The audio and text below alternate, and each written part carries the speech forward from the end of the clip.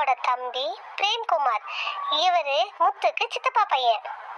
என்னடா முத்து, பிரேமு நீ எங்க போயிட்டு வரீங்க?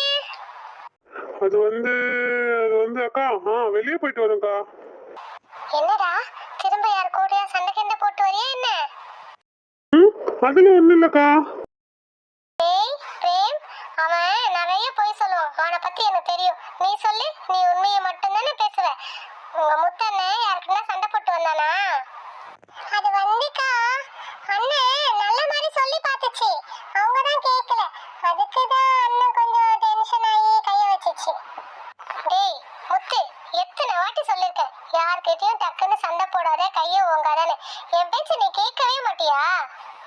நீ சண்டை போறேன்னு போயிட்டு அந்த சண்டையில உனக்கு ஏதாச்சும் ஆயிடுச்சுன்னா என்னால தாங்க முடியாதுடா முத்து. ஏன்டா இப்படி பண்ற? நான் சொல்ற பேச்ச கேட்கவே மாட்டியா நீ? அக்கா ரிலாக்ஸ்க்கா, எதுக்கு இவ்வளவு டென்ஷன் ஆகுற? அதான் எனக்கு ஒன்னும் ஆகல. அப்புறம் எதுக்கு நீ சும்மா அதை பத்தி யோசிச்சுட்டு இருக்க? எனக்கு அதெல்லாம் ஒன்னும் ஆகாது. அதுவும் நீ என் பக்கத்துல இருக்கும்போது எனக்கு என்ன ஆகும் சொல்லு பார்க்கலாம். நானும் கை வைக்க கூடாதுன்னு அந்த ரவுடிங் கிட்ட பொறுமையா பேசி பார்த்தேன். அவங்க என் பேச்சுக்கு மரியாதை கொடுக்கவே இல்லை. அதுக்குதான் லைட்டா கையை வைக்க வேண்டியதாயிடுச்சு. சரியா, நீ ஒன்னும் டென்ஷன் ஆகாத. என்னவோ போ, நான் சொல்றதும் நீ அதே திரும்ப திரும்ப செய்யறதும். எப்பதான் திருந்த போறியோ நீ? அத விடுக்கா. சரி, மாமா கால் பண்ணாரா? எப்ப வராரா கேட்டியா? பேசுனாடா. அவரு இப்பெல்லாம் வரமாட்டாராம். இன்னும் கொஞ்சம் வேலை இருக்கான். அந்த வேலை எல்லாம் முடிஞ்சதுக்கு அப்புறம் தான் வர சொல்லிருக்காரு. அவரு ஒண்டியா அங்க எதுக்கு கஷ்டப்படணும்? அவர் அங்க ஒண்டியா இருக்கிறதும் நீ இங்க ஒண்டியா இருக்கிறதும் இதெல்லாம் தேவையா? நமக்கிட்டே ஏகப்பட்ட சொத்து இருக்கு. அவரை நம்ம கூடயே ஜாயின் பண்ணி பிசினஸ் பண்ண சொல்லு.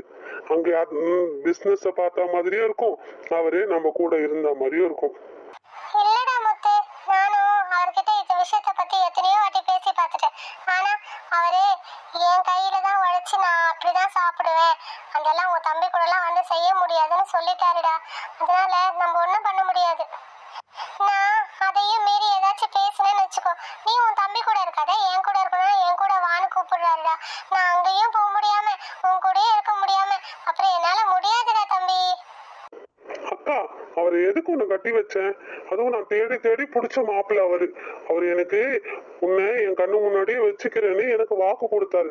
அதை நம்பி அவரை நான் கல்யாணம் பண்ணி வச்சா, கல்யாணத்துக்கு அப்புறம் பிசினஸ்னு உன்னை இங்க விட்டுட்டு வெளியூர் போயிடுறாரு. இந்த வாட்டி மாமா வீட்டுக்கு வரட்டும், அப்ப அவர்கிட்ட நானே பேசுறேன்க்கா. சரிடா முத்து, நீ ஆச்சு உங்க மாமா வாச்சு, எப்படின்னா போங்க. சரி, என் கதையை விடு, நீ எப்ப கல்யாணம் பண்ணிக்க போற? கேளுங்கக்கா கேளுங்கக்கா, கரெக்டான நேரத்துக்கு கரெக்டான விஷயத்தை ஞாபகப்படுத்துறீங்க. அண்ணன் எப்ப கல்யாணம் பண்ணிக்க போதுன்னு கேளுங்க. என்னடா உனக்கு கல்யாணத்துக்கு அவசரமா இருக்கா? எனக்கு ஒன்றும் பிரச்சனை இல்லை, முதல்ல நீயே பண்ணிக்கோ. உலகத்துல எத்தனை பேர் அண்ணனுங்களா நிறைய இருக்கிறப்ப தம்பிக்காரன் கல்யாணம் பண்ணிக்கிறது இல்ல. அண்ணே, உலகத்துல யார் வேணா அந்த தப்பு பண்ணலாம், ஆனா நான் பண்ணவே மாட்டேனே. உனக்கு கல்யாணம் முடிஞ்சதுக்கு அப்புறம் தானே நான் கல்யாணம் பண்ணிப்பேன். ஏன்னா பெரியவங்களுக்கு தான் ஃபர்ஸ்ட் உரிமை, அதுக்கப்புறம் தான் சின்னவங்களுக்கு. நானும் உனக்கு பொண்ணு பார்க்கவே ரொம்ப நிறைய பேரை பார்த்துட்டேன், ஆனா யாருமே என் கண்ணுக்கு படல. இப்ப தேடி என்ன பண்றது? உனக்குன்னு ஒருத்தி கண்டிப்பா பிறந்தே இருப்பா. சீக்கிரமா உன் கண்ணு முன்னாடி வந்து நிப்பா. அத நான் பார்க்கணும். அத நானும் பார்க்கணும்க்கா. அவங்க வரும்போது ரெண்டு பேரும் பாருங்க. இப்ப எனக்கு வேலை இருக்கு, ஆளை விடுங்க.